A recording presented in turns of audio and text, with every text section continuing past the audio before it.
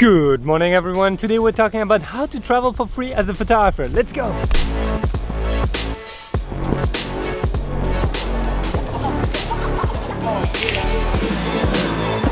Did someone say free travels and beautiful locations? Oh yeah! Alright, I remember just a few years ago, I remember my first real trip that was completely free.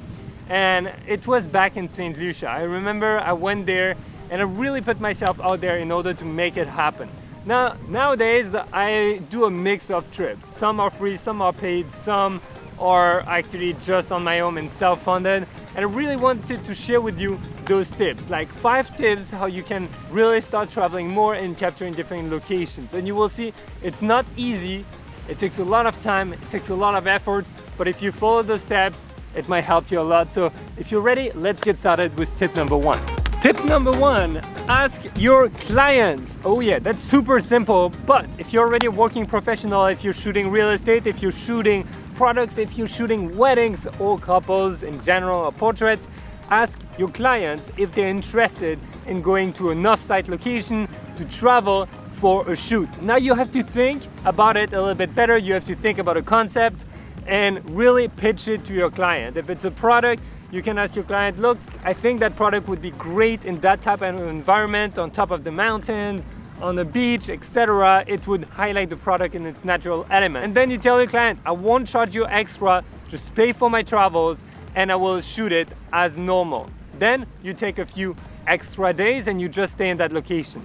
If you're shooting weddings, ask clients if they're doing destination weddings or if they have friends who do it. A lot of my photographer friends actually travel with their clients for those kind of weddings. And yeah, they go from Iceland to Hawaii to Mauritius. It's everywhere around the world, because once you have a good connection as a client with your photographer, you really want to bring that synergy in different locations. So if you have a client, tip number 1 is really to start pitching him travel ideas. And don't charge them extra for the travel at first. Use it in your advantage and always take a few extra days to enjoy it behind. Because, I mean, once you're here, why not spend a few more days, right? Tip number 2, find local brands that need great content. There are a ton of them, especially when you go to a little bit more remote places. You know, it could be a tiny brand that does spurs or that does simply food or socks or whatever it is. Those brands might need a lot of help on photography, and some destinations, it's just the truth, there are not that many photographers that pass by. So if you're able to analyze some of those and then you can pitch them, tell them, hey, I'm coming here, I'm a professional photographer doing XYZ, I think I can add a lot of value to your content, I can really help you with that. This is my idea. In exchange, I'm just asking for you to cover my nights while I'm around, and that's it. For example, it's a great way for you to alleviate the cost of the trip. Now, I don't think in those cases they will pay your flight in unless it's a big brand. But for example, if you're in a month in the location and you really want to lighten up the cost of your trip, you can totally do that. You know, you just ask them, hey, pay for 6 nights for me, and in exchange I will shoot all that content for you. It's really important to understand what kind of deliverables you're gonna give them and what is the value for them also to have you around and really take you in. You always have to put your pitch, your message in the way your clients will think it's the best, and not how it will benefit you, but how it will benefit them. You know, that's the most important. Tip number 3, guys, is simply find someone you could shoot for, someone who travels. And that person might be an Instagrammer, famous YouTuber, or star, or entrepreneur, whoever. Think about Gary Vaynerchuk, for example. He travels a lot and needs a lot of content. There's also John Olson. He has a specific videographer following him everywhere. So if you're into that kind of traveling, if you want to really get with someone and do a lot of traveling, this is a great way for you to travel for free, especially if you're a little bit young and you don't have any attachment at home, or maybe if you're older and you don't have any more attachment at home, this is a great way.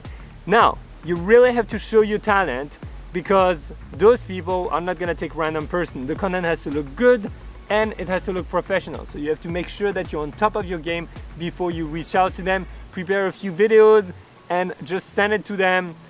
show them your photography work and tell them, look, I'll create the best content of your life. I'll do it for free. Just take me with you on your trips. I will be like a shadow behind you. I won't ever bother you. You don't have to talk to me, etc. Just let me come along and take photos of you. And you see, even for myself, it's very difficult to get the shots of me speaking, of me shooting, etc. And I think in the future trips, I will actually take one of you with me in order to get the shots. So, well, maybe if you're interested, you can think about it and how you would position it. So yeah, how would you feel about traveling with Pierre? Oh yeah, it could be good, no?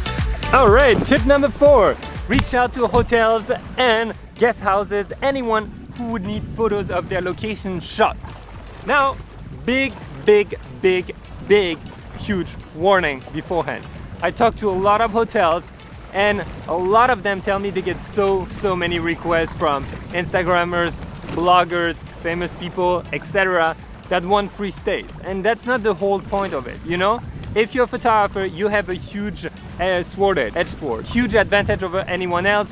It's where you can actually pitch them delivering good content, meaning professional photography. And also if you have an audience, you can also pitch them a little bit your audience. But I think the main advantage as a photographer is simply providing great photography for their needs. Now, a lot of hotels will have their own photographers, they will pay them, etc. But if you're able to sneak in with a different angle, if you're able to pitch those places and tell them, look, I looked at your website, I think your location looks amazing, we can do way better in terms of photography, no offense, but this is my talent, this is what I do.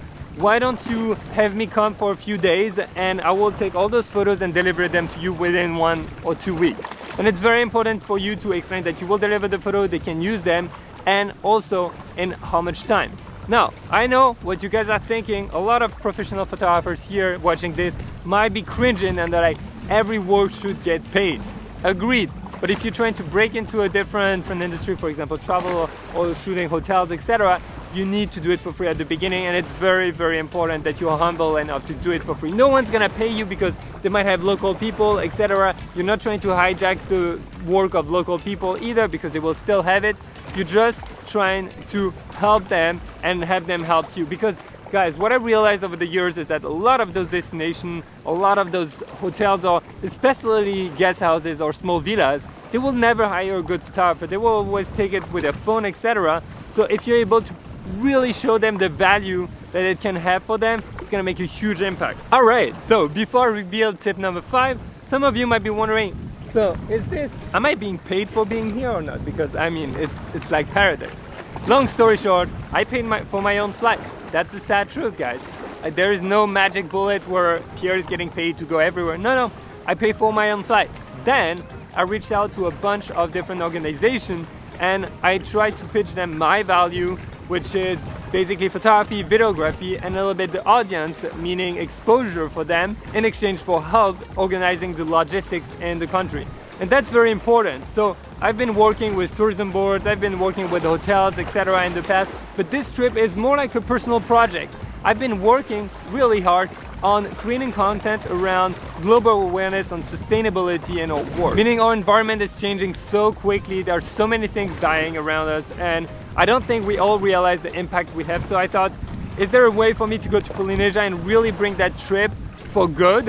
And that's what I did. I came here, spent some time with a non-for-profit, created a ton of content for them, and I helped other places also that are doing sustainable actions.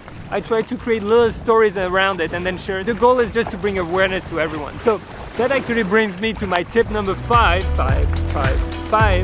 tip number 5, which is simply work with non-for-profits. Non-for-profits need content. Like every single day they need content, because the only way they get funded is through our donations. So if, for example, you adopted the coral through Coral Gardeners, the only way you would have heard about them is through the content they're pushing on social media and through other influencers. So it's awesome for us photographers, because that gives us a huge opportunity to pitch them and be like, I love your cause, I'm a professional photographer, I have 2 weeks, I can totally come with you, rework on your whole communication plan. We're gonna create a ton of beautiful content. You can use it for your marketing.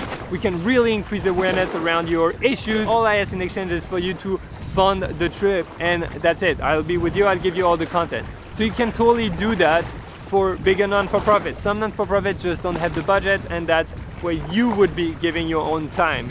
And at the end of the day, that's not really free anymore, but that's a great way. It makes me feel great. I've always wanted to get involved, and for me it's been a huge way to do it. So that's the reality of traveling as a photographer.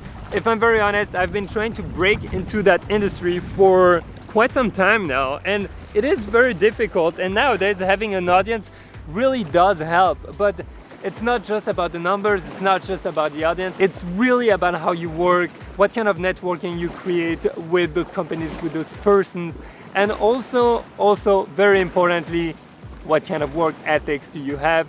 Because I heard so many bad stories about fake influencers that were just coming here and pitching stuff and never delivering anything, and that's not what you want. Even as a photographer, just because someone didn't pay you doesn't mean that your standard of quality should go lower or that you shouldn't deliver as you promised. And if you want to dig more into that subject, I have a great podcast with Lizzie Pierce. I highly recommend you to check it out. She has a lot of tips to work with clients, and I think that's especially important in our world if you're trying to become a professional photographer. All right, guys, hope that's been helpful. I'm gonna let you go here. I'm gonna have breakfast. I haven't eaten. I'm super hungry. I've been shooting the whole morning and the sun just showed up now, so I'm a little bit bummed. I'm gonna try to get a few more shots now.